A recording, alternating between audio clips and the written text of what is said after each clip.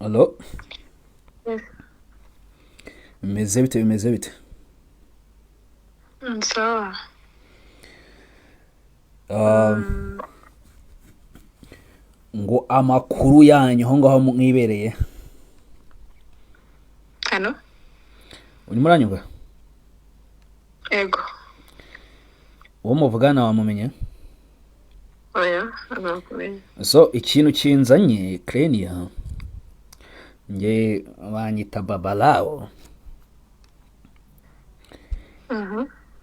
Ibintu bimaze iminsi bivugwa ngo yuko urimo kurya amafaranga ya etaje. Urumva? Ngo bimeze biti. Nibyo sibyo. Cyose babivugiye amafaranga ya etaje igenda imeze ite? Bimaze iminsi bivugwa ngo ati mu muhanda rwose amafaranga ngo urimo yahekenya ngo ari etaje ngo y'umusore wo mu diaspora muri Leta Zunze Ubumwe za Amerika aca hirya aca hino imbuga nkoranyambaga bose barimo barasakuza ati umukobwa rwose muri Kigali ngo yariye ngo amafaranga ngo y'umusore ngarangije ngo amutayahuzo ngo umukobwa ngo nta wundi ngo ni icyamamare muri sinema nyarwanda bita Kreni. Bimaze iminsi bivugwa bimaze nta nubwo iminsi mike ni nk'icyumwe kimwe sahabwa ibyumweru birenga nka bitatu. Ufite umwanya ngo tubiganireho? Nese ubu umuntu urya amafaranga y'itaje y'umuntu ubwo byaba byagenze gute? Umusore ngo ifite etaje mu Bugesera ngo arayizamuye rwose ngararuha mu mafaranga ye yakoreye muri Leta Zunze Ubumwe za Amerika nk'umudiyasipora hanyuma arayima ngo nk'umudiyasipora nk'abandi nyine kugira ngo yiteze imbere ngo amaze kuyizamura avuga ati none igihe kirageze ngo ni nk'umugabo ninyare mwisunzunza n'umwana w'umukobwa wa mbere mwiza icyuki mu murwa mushyire muri ino etaje ngo arangije ngaragenda ngayikwandikaho ngo urangije ngo urabyuka mu gitondo ngo uramubwira ati sohoka muri ino nzu ngo ntago ari yawe ngo niwe ufite inzu rwose mu mujyi wa Kigali. Ibyo bintu nibyo ntago ari byo. Ngiye ndi kubanza kwibaza yanyanditse mu buhe buryo se? Nta nibyo nicyo kibazo ubwo mu magambo make wenda mbigufashijemo icyo nzi cyo nuko umuntu kugira ngo mwe mwakwandikanaho imitungo hari uburyo bubiri mu mategeko. Ibyo byose cyambere nuko mwa mwarasezeranye. Vuga ngo mwasezeranye mu mategeko ya Republika y'u Rwanda. Uwo musore w'umunyadiaspora arimo kuvuga ngo ari etaje mwarasezeranye. Ntabwo twasezeranye. Wabisobanura kabivuga reka narabibonye babyandika bavuga ngo nakoze divorce n'umudiaspora. Ntabwo nigeze nkora divorce n'umudiaspora ko nta nubwo twasezeranye. Ikindi ntabwo numva ukuntu ukora ntabwo numva ukuntu ugabana imitungo cyangwa se ushobora gufata ibintu by'umuntu mutasezeranye cyangwa se ushobora kugabana n'umuntu imitungo ye mutarasezeranye. Uri umuntu ushyira muri logique mutarasezeranye. Icyo kintu numva ko kidashoboka. No ibyo nawe ariko numvisha bisobanura hari aho yabivuze avuga ko nawe ibyo yabyumvishe yumva ko avuga ko ari ibihuha ko bitigeze niba nyir'ubwite bihakana ubivuga ashingira kuki agamije iki ashaka iki. Nyir'ubwite yarivugiye ngo ibyo ntago byabayeho. Ego nyir'ubwite we yarabihakanye aravuga teka barabeshya ati iyo yavuze ko afite etaje ariko hoya nta nubwo yavuze ko ayifite kuko simbizi niba nayifite cyangwa atayifite. We yahakanye avuga yuko ibyo bintu abantu bagenda bavuga ngo mu mbuga nkoranyambaga yuko ngo ari etaje ngo y'umuntu n'ibiki yuko atari byo ati uwo mukobwa murimo muramubeshyera niko bimeze. Yarabisobanuye ko ibyo bintu bitigeze bibaho. None ibintu ibyo kuvuga yuko ngo ngo we nawe ngo mwakoze divorce urumva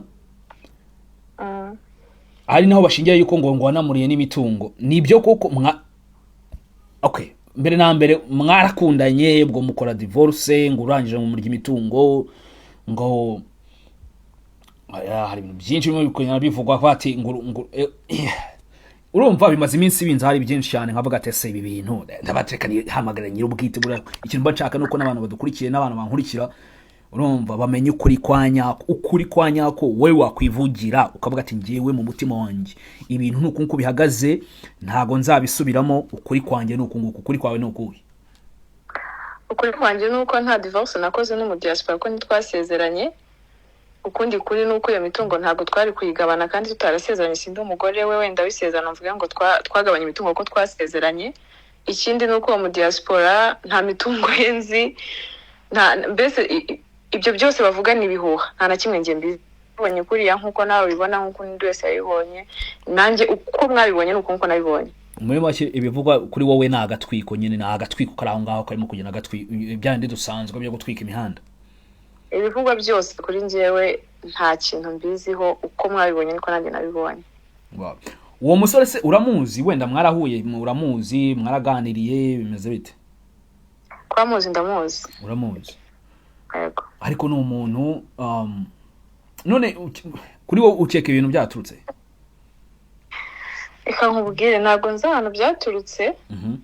Sinzi n'uwo bivuze icyo yaragamije, sinzi icyo yaragambiriye. Hari igihe kito umuntu abyuka mu gitondo akumva wenda ashobora kuza gusebya umuntu cyangwa se kwanduza izina ry'umuntu bitewe wenda n'inyungu ze bwite cyangwa n'icyo ashaka n'icyo atekereza, cyangwa se n'uwo bari gukorana. Ni kwereka mbyite gutyo kuko ntabwo numva ukuntu umuntu abyuka mu gitondo agakwiza ikinyoma, agakwiza inkuru abizi neza ko ari ikinyoma, agakwiza inkuru atazihagazeho.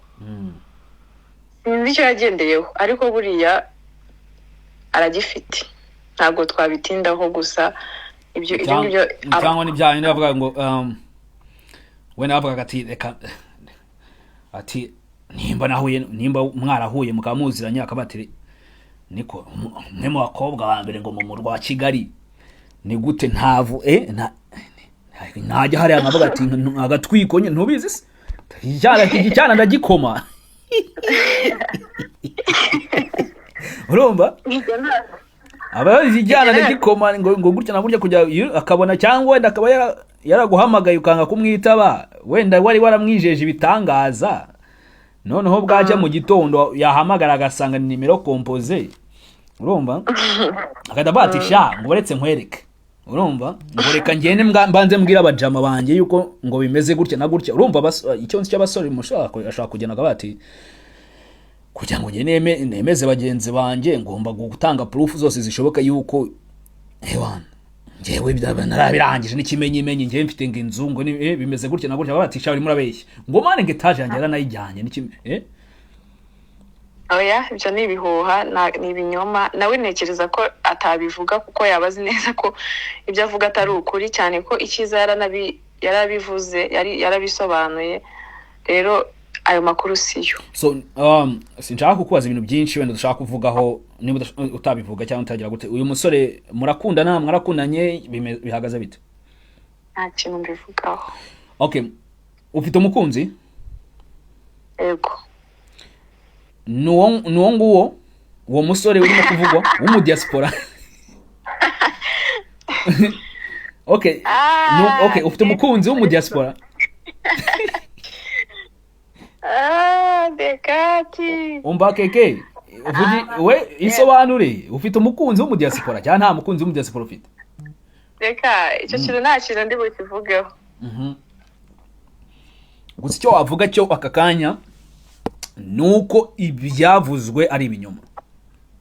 Icyo navuga muri aka kanya nuko ibintu byose, amakuru yose kuva ku nkuru ya mbere kugera ku ya nyuma, nuko nabibonye, nta kintu mbiziho.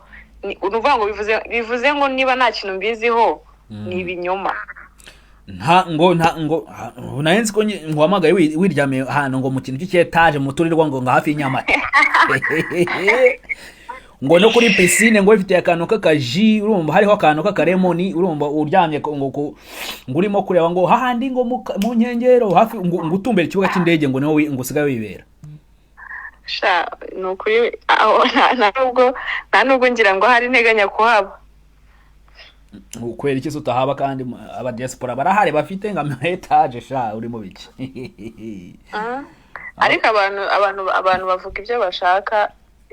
Izo nkuru narazibonye zisibukira ahantu hatandukanye. Hari abavuga ibyo ngibyo, hari abafata ibyo umuntu akina cyangwa se ibyo umuntu akora ugasanga barihuza n'ubuzima bwite bakavuga ibyo bashaka. Abo ngabo nabo bakwiye gufunguka mu mutwe, bagafunguka n'amaso, bakajya bamenya ibyo bavuga.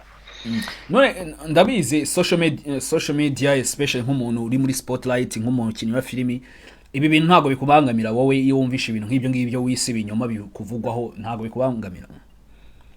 Birabangama kumva umuntu ashaka kuza kuguhamya ikintu utanazi cyangwa se cy'ikinyoma kandi kigakwira mu bantu no mu mitima y'abantu, abantu bakakizera bakumva ko icyo kintu ari ukuri. Nyine wowe birakubangamira, birakubabaza, ukibaza n'impamvu, gusa nyine niyo si turimo nta hantu wabicikira. Wow. None nicyo wabwira abantu bakomeje kugenda ko nyiri ubwite ubwe ngo yivugiye yuko ibyo bintu atari byo, abakomeza kugenda basa nkaho bapushinga iyo narrative yuko ngo hari amafaranga niba ari amafaranga ubwo n'amafaranga ngo ari ibintu byo mu diaspora ngo niki, kandi birumvikana umuntu mutakoze mutashakanye, mutadivorce, mutagize gute, wamurya inzu gute, bishoboka gute? Abantu gusa bagenda bakwicira izina bimeze gutyo, ni iki wababwira muri aka kanya? Ikintu nababwira nyine, ubwo byanze bikunze bajya bagerageza mu makuru batangaza bagashaka amakuru ya nyayo, kuko ushobora gusanga n'uwabitangaje wamungana ashobora kuba afite na source yaho ibyo bintu bituruka, ariko igihe cyose umuntu agiye gutangaza inkuru ntekereza ko yakagombye kuba afite amakuru yizewe ya nyayo yashakishije ahagazeho, takagombye Okay, byumvikanye iyo topic. Urumwe mu bakinnyi ba filimi bakunzwe muri aka kanya, aho nako mbese Abanyarwanda babitubwira. Urumva urumwe mu bakobwa beza ngo dufite muri cinema, ntago ari ngo nako dufite muri cinema, that's a fact.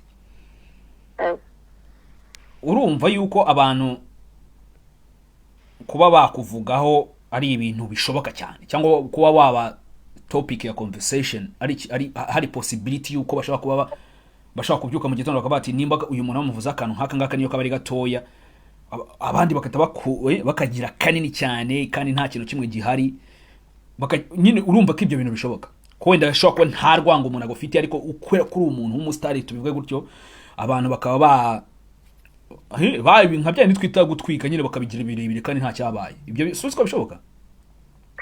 Ni bigaragaza ko wakoze, kuko ntago bajya kukuvugaho n'undi batakuzi. Nukuvuga ngo umuntu iyo agiye kukuvugaho nuko hari uburyo nyine, hari icyo abakuziho, hari uburyo abakuzi. Ntago abyuka mu gitondo.